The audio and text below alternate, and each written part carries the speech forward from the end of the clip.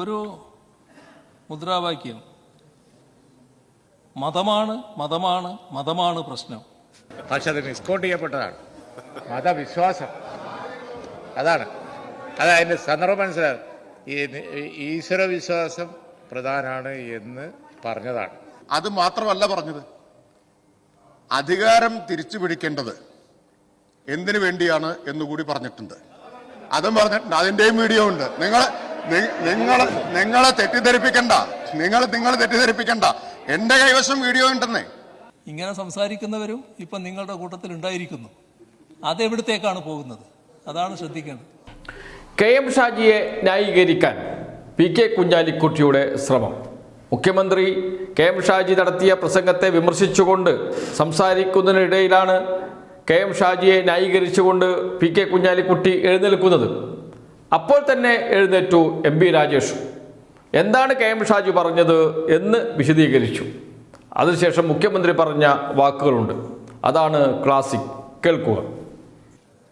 ഇവിടെ ചില കാര്യങ്ങൾ നമ്മൾ പൊതുവെ ശ്രദ്ധിക്കേണ്ടതായിട്ടുണ്ട്. അത് ഒരു മുദ്രാവാക്യം മതമാണ് മതമാണ് മതമാണ് പ്രശ്നം കേരളത്തിൽ ഉയരുന്ന ഒരു മുദ്രാവാക്യമാണ്. ഇത്തരം ഒരു മുദ്രാവാക്യം ഇന്ത്യൻ മുസ്ലിം ലീഗിൻ്റെ പ്രമുഖരായ നേതാക്കൾ ആരും നേരത്തെ ഒരു കാലത്തും ഉയർത്തിയതായി കേട്ടിട്ടില്ല. അങ്ങനൊരു മുദ്രാവാക്യമേ ഇപ്പോൾ ബാഫക്കി തങ്ങളോ CD സാഹിബോ CHO ഒന്നും ഉയർത്തിയ അനുഭവമില്ലാത്തതാണ്. എന്താണ് ഇപ്പോൾ അത്തരത്തിൽ ഇത്തരമൊരു മുദ്രാവാക്യം വിളിക്കുകയും പ്രധാനപ്പെട്ട നേതൃനിരയിലുള്ള ചില ആളുകൾ അത്തരം കാര്യങ്ങൾ പറയുകയും ചെയ്യുന്നത് എന്ന് ആലോചിക്കണം. മതമാണ് മതമാണ് മതമാണ് പ്രശ്നം എന്ന് ലീഗിൻ്റെ നേതൃനിരയിൽ തന്നെയുള്ള ഒരാൾ പറയുന്നതായിട്ടാണ് കേൾക്കുന്നത്. പ്രതികരണം നല്ലതാണ്. ഒരു മിസ്കോട്ട് ചെയ്യപ്പെട്ടതാണ്. അതായത് ആ പ്രസംഗത്തിൽ നിരീശ്വരവാദമല്ല മതവിശ്വാസമാണ് പ്രധാനം എന്ന് സമർത്ഥിക്കാനാണ് കക്ഷി ശ്രമിച്ചത്, അദ്ദേഹം ശ്രമിച്ചത്. പക്ഷെ അത് മിസ്കോട്ട് ചെയ്യപ്പെട്ടതാണ്. മതവിശ്വാസം അതാണ്. അതിൻ്റെ സന്ദർഭം മനസ്സിലാകും. ഈശ്വര വിശ്വാസം പ്രധാനമാണ് എന്ന് പറഞ്ഞതാണ്. അത് മിസ്കോട്ട് ചെയ്ത് മതവിശ്വാസം മതം ജാതി എന്നുള്ള അർത്ഥത്തിലോ വർഗീയ എന്നുള്ള അർത്ഥത്തിലോ അല്ല പ്രസംഗത്തിൽ പറഞ്ഞിരിക്കുന്നത്. ഞാനത് ഫുൾ ടെസ്റ്റ് വായിച്ചു നോക്കുമ്പോൾ അത് മനസ്സിലാവുള്ളൂ.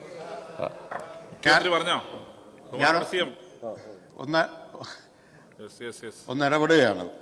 ബഹുമാനായിട്ടുള്ള പ്രതിപക്ഷ ഉപനേതാവ് പറഞ്ഞത് വസ്തുതയല്ല. അതിന്റെ വീഡിയോ ഇന്ന് സാമൂഹിക മാധ്യമങ്ങളിൽ ലഭ്യമാണ്. മുഴുവൻ കേൾക്കൂ. അത് മാത്രമല്ല പറഞ്ഞത്, അധികാരം തിരിച്ചു പിടിക്കേണ്ടത് എന്തിനു വേണ്ടിയാണ് എന്നുകൂടി പറഞ്ഞിട്ടുണ്ട്. അതും പറഞ്ഞിട്ടുണ്ട്. അതിൻ്റെയും വീഡിയോ ഉണ്ട്.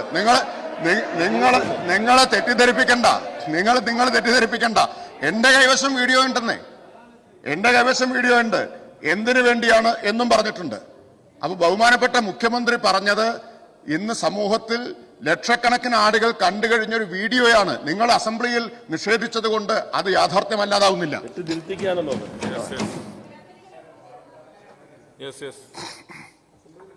മുസ്ലിമിനെ കുറിച്ചാണ് പറയുന്നതെങ്കിൽ ന്യൂനപക്ഷ വർഗീയതയോട് ഏതെങ്കിലും ഘട്ടത്തിൽ ഞങ്ങൾ കോംപ്രമൈസ് ചെയ്ത ഒരു ചരിത്രം തന്നെ ഇന്ത്യൻ യൂണിയൻ മുസ്ലിം ലീഗിനാണ്. അല്പാൽപമായി രാഷ്ട്രീയ കാരണങ്ങളാൽ ഇടതുപക്ഷ മുന്നണി ഞങ്ങളെ എതിർക്കാൻ വേണ്ടി ഞങ്ങൾക്ക് പകരം വന്ന അല്പ തീവ്ര സ്വഭാവമുള്ള സംഘടനകളെ പ്രോത്സാഹിപ്പിച്ചപ്പോൾ പോലും ഞങ്ങൾ അതിശക്തിയായി എതിർത്തിട്ടുണ്ട്, തുടരുകയും ചെയ്യും. ഞങ്ങളെ ആ കാര്യത്തിൽ നോക്കണ്ട. ബഹുമാനപ്പെട്ട മുഖ്യമന്ത്രി പറഞ്ഞോളൂ. നൗഷാദ് മുഖ്യമന്ത്രി പറഞ്ഞോളൂ.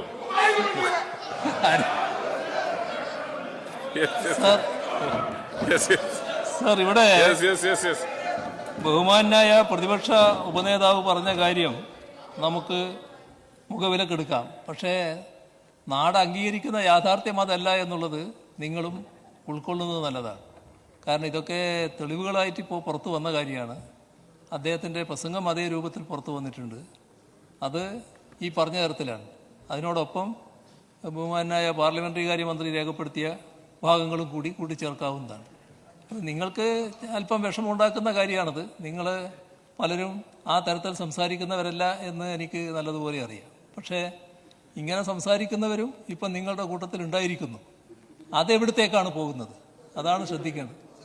ഒരു തരത്തിലുള്ള സ്വാധീനം എങ്ങനെയൊക്കെ വന്നുകൊണ്ടിരിക്കുന്നു എന്നുള്ളതാണ് കാണേണ്ടത്.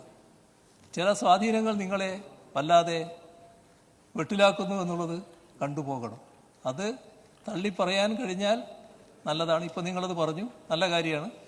ഇനിയും ആ നില തന്നെ സ്വീകരിച്ച് പോകേണ്ടതായിട്ടുണ്ട്.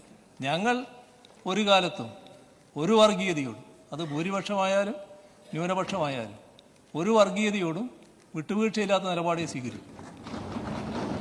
പലപ്പോഴും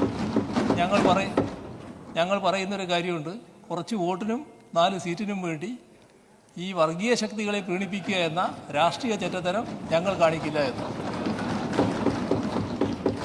അത് തന്നെയാണ് ഞങ്ങൾക്ക് വ്യക്തമാക്കാനുള്ളത്.